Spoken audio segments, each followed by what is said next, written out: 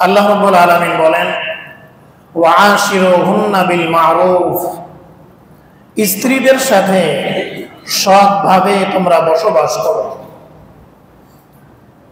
Fine কারিহতুমুহুন্না, যদি তাদেরকে অপছন্দ হয়,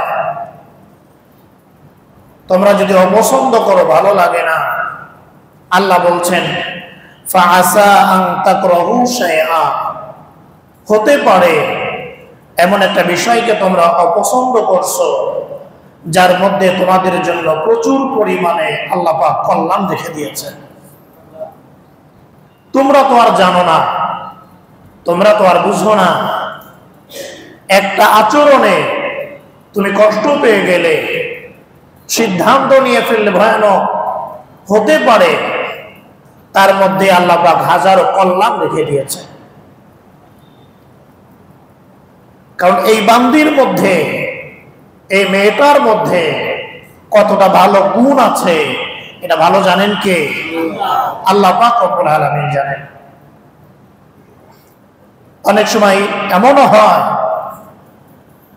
যে সারাসারির পর্যায়ে দুইজনের মধ্যে একেবারে সারাসারির পর্যায়ে চলে যায়, আল্লাহর মেহেরবানিতে আবার তারা একত্রিত হয়, কিন্তু পরে আল্লাহ দরবারে শুকরিয়া আদায় করে কুল পান না যে আমার এই বিবি এটা তো অনেক ভালো, তাকে ছাড়লে আজকে আমার অবস্থা কি হতো। এই বিবির মাধ্যমে নেককার সন্তান দুনিয়াতে আসে, আজকে একে ছাড়লে আমার অবস্থা কি হতো। এই জন্য আল্লাহ সুবহানাহু ওয়া তাআলা বলছেন ফাইন কারিহতুমুহুন্না, যদি তোমরা তাদেরকে অপছন্দ করো কোনো একটা কারণে, কোনো একটা অভ্যাস, এটা তোমার কাছে ভালো লাগলো না, আল্লাহ বলছেন সিদ্ধান্ত নিও না ভয়ানক, হতে পারে এর মধ্যেই আল্লাহ পাক তোমাদের জন্য কল্যাণ রেখে দিয়েছেন, হতে পারে আল্লাহ কল্যাণ রেখে দিয়েছেন। আবার এমন হয় তোমরা এমন জিনিসটাকে তোমরা পছন্দ করছো যার মধ্যে তোমাদের জন্য অকল্যাণের শেষ নাই, অকল্যাণের শেষ নাই।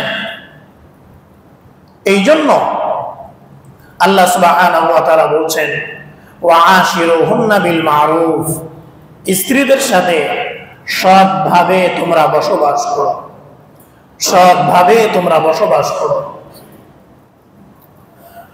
হাদিসের মধ্যে এসেছে, তিরমিজি শরীফের হাদিস, আম্মা জান আয়েশা সিদ্দিকা রাদিয়াল্লাহু তাআলা আনহা বলেছেন, রাসূলুল্লাহ সাল্লাল্লাহু আলাইহি সাল্লাম বলেন খায়রুকুম খায়রুকুম লি আহলি, সাহাবীদেরকে বলছেন তোমাদের মধ্যে সেই ভালো যে তার স্ত্রীর কাছে ভালো।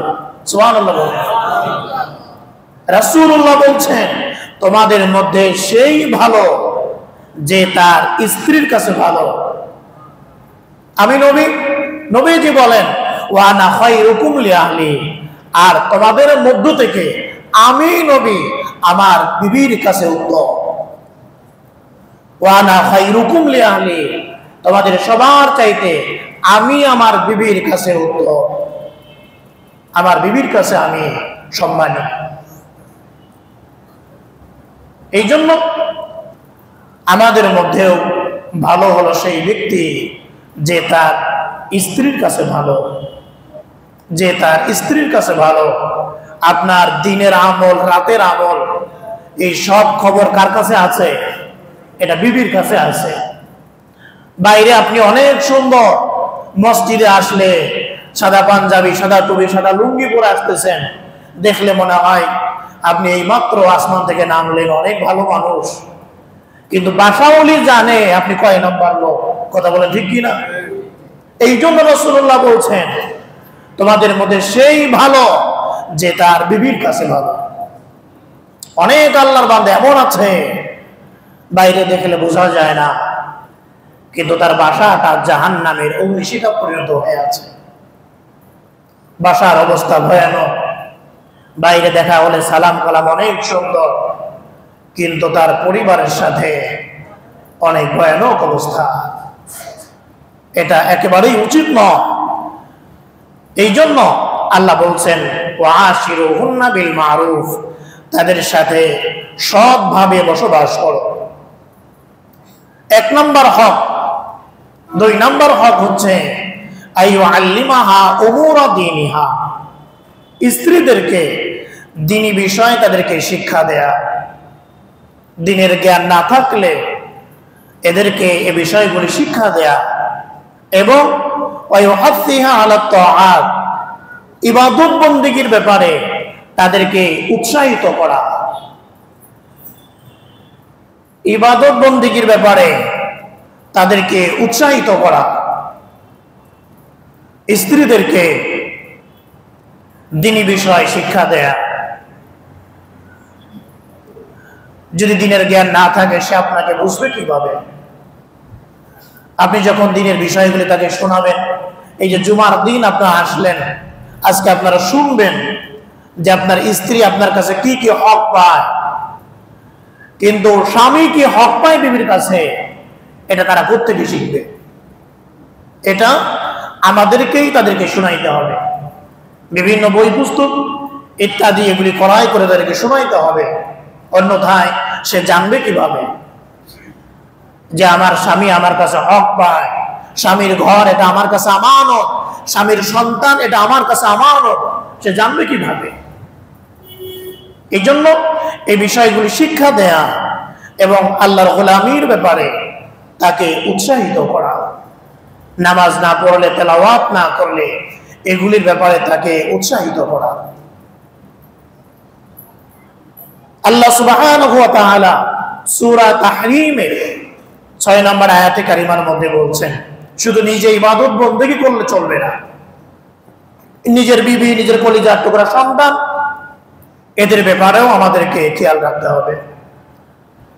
আল্লাহ রাব্বুল আলামিন বলেন, ইয়া আইয়ুহাল্লাযীনা আমানু কু আনফুসাকুম ওয়া আহলিকুম নারা। আল্লাহ রাব্বুল আলামিন বলে, বান্দারে কু আনফুসাকুম, আগে নিজেদেরকে জাহান্নামের আগুন থেকে বাঁচাও, পরিবার পরিজনকে জাহান্নামের আগুন থেকে বাঁচাও। কু আনফুসাকুম ওয়া আহলিকুম নারা। জাহান্নাম কেমন? জাহান্নামের আগুন শোনো।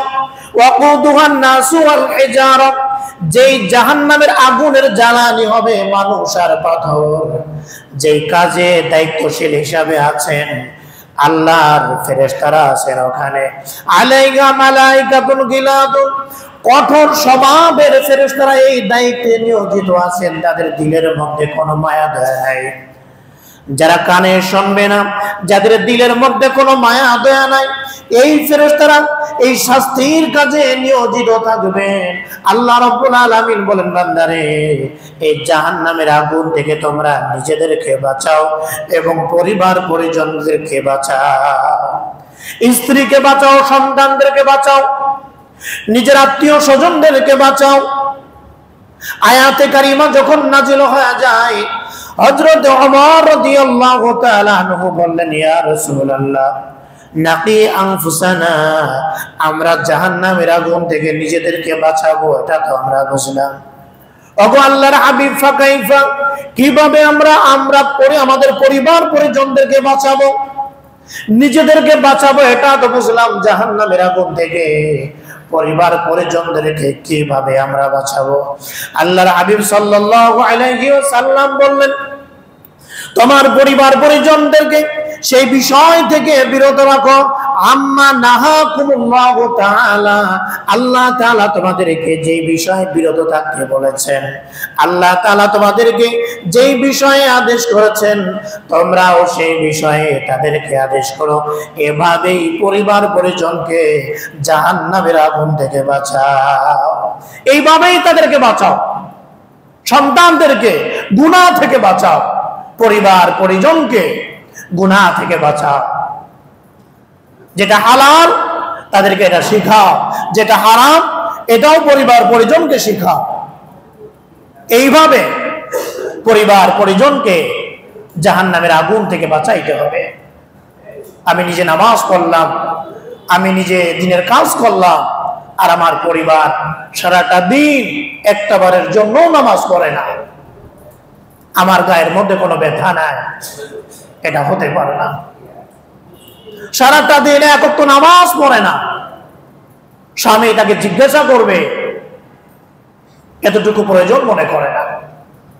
অনেক আল্লাহর বান্দা এসে আক্ষেপ করে এই কথাগুলি আমাদেরকে বলেন, নামাজের কথা বললেই বিবি রাগ করে, নামাজের কথা বললেই বিবি অন্যরকম হয়ে যায়, তেলাওয়াতের কথা বললেই এইরকম আশেপাশে কথা বলে, সারাদিন মোবাইল, সারাদিন টিভি, সারাদিন সিনেমা, এগুলি নিয়েই সে পড়ে থাকে।